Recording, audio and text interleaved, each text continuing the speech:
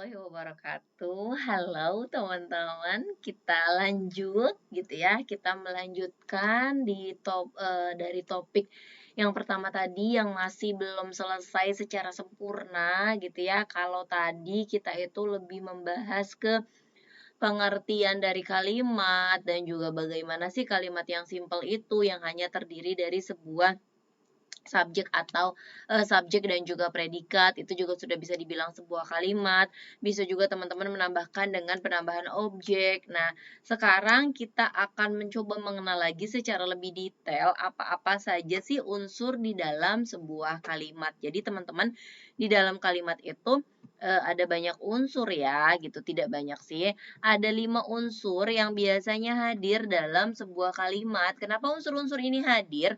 Unsur-unsur ini hadir untuk membantu sebuah kalimat ini bisa berdiri dengan sempurna, bisa berdiri dengan tegak, sehingga tujuan kalimat untuk menyampaikan sebuah gagasan, menyampaikan sebuah pemikiran ini dapat terwujud dengan adanya si unsur-unsur ini.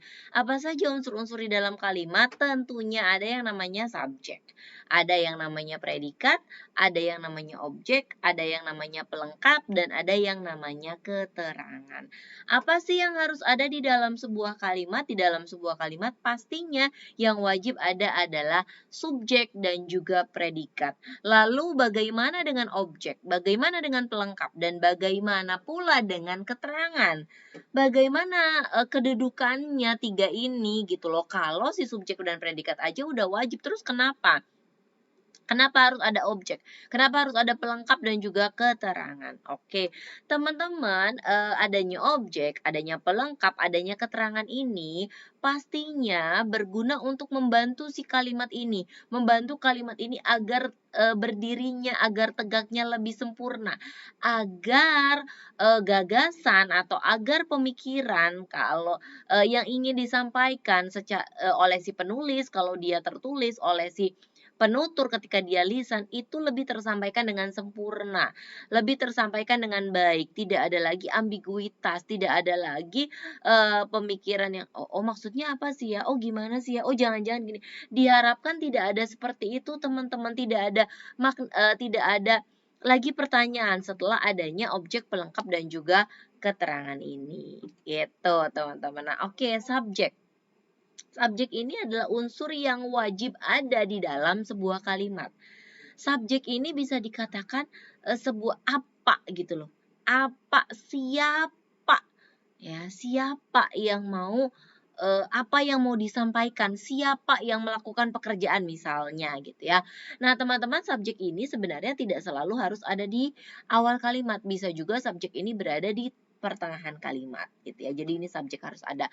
Kemudian predikat. Nah, predikat ini yang wajib lagi, yang harus ada lagi di dalam sebuah kalimat.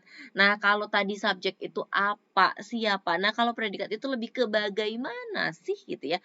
Bagaimana, kenapa, mengapa, ini biasanya dijelaskan oleh si predikat ini. Predikat ini sama teman-teman, wajib ya. Nah, bentuknya ini sama mirip-mirip kalau kemarin kita belajar bahasa Inggris, mirip, ada yang bentuknya ini bisa dengan kata kerja gitu ya, bisa dengan verba, bisa dengan kata kerja atau di luar kata kerja gitu ya. Nah, kalau kalau di bahasa Inggris kan kita dengan detail bahas ada noun, adjective dan adverb. Nah, tapi kalau bahasa Indonesia itu fokusnya di kata kerja saja, tapi ada juga kalimat yang pastinya tidak menggunakan yang namanya si kata kerja. Nah, tapi jadi predikat ini bisa juga tidak kata kerja, sama seperti yang bahasa Inggris. Tapi memang kalau yang bahasa Indonesia lebih fokusnya banyak di kata kerja gitu ya. Tapi predikat ini tentunya tidak selalu kata kerja ya, teman-teman. Yang ketiga adanya objek. Objek ini apa? Tadi objek itu tidak wajib gitu loh. Objek ini hanyalah sebuah pelengkap, dan teman-teman, objek ini hadir ketika predikatnya itu adalah sebuah kata kerja gitu ya. Jadi predikat ini hadir kalau si si predikatnya itu adalah kata kerja. Kemudian kita lanjut ke pelengkap. Apa pelengkap ini? Pelengkap ini juga sama, pelengkap ini tidak harus hadir. Nah, sayangnya pelengkap ini hampir mirip sekali dengan si objek ya. Jadi kayak 11-12 dengan si objek ini. Apalagi objek dan pelengkap ini sama-sama punya kesamaan gitu. Kesamaannya adalah Objek dan pelengkap ini hadir ketika si predikatnya itu kata kerja. Objek dan pelengkap ini hadir gitu ya sama-sama yang tidak bisa diimbui oleh kata yang berimbuhan ber misalnya gitu ya. Jadi dia tuh seperti yang berdiri sendiri gitu ya teman-teman. Tapi ini memang hanya pelengkap apa namanya melengkapi saja gitu. Nah kemudian ada juga yang namanya keterangan. Keterangan ini sama dengan objek dan juga pelengkap. Dia memang untuk melengkapi atau bisa dibilang tidak wajib atau sifatnya misalnya sunnah gitu ya, teman-teman bisa bicara seperti itu.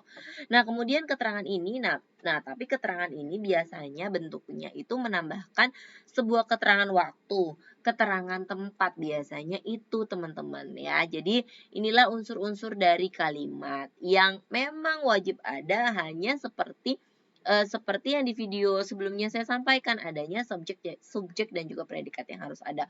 Objek pelengkap dan keterangan itu menyokong saja supaya kalimat ini bisa lebih clear, bisa lebih jelas. Ini contoh kalimatnya. Ibu membeli obat di apotek. Nah, ibu membeli obat di apotek ini adalah bentuk keterangan teman-teman ya, yang menggunakan SPOK gitu ya. Jadi ibunya adalah subjek, membelinya adalah predikat, kata kerja, dan obatnya adalah objek.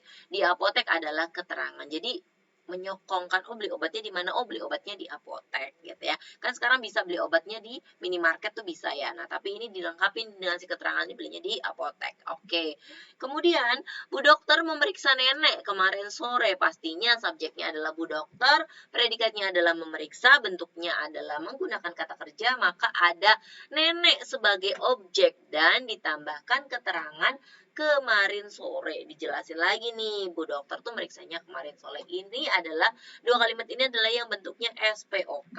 Nah, ini adalah yang bentuknya ditambahkan pelengkap ya. Yang ditambahkan pelengkap adalah Pak Tommy membelikan anaknya sepeda baru. Pak Tommy pastinya subjek, membelikan adalah sebuah predikat bentuk kata kerja, membelikan siapa? Membelikan anaknya.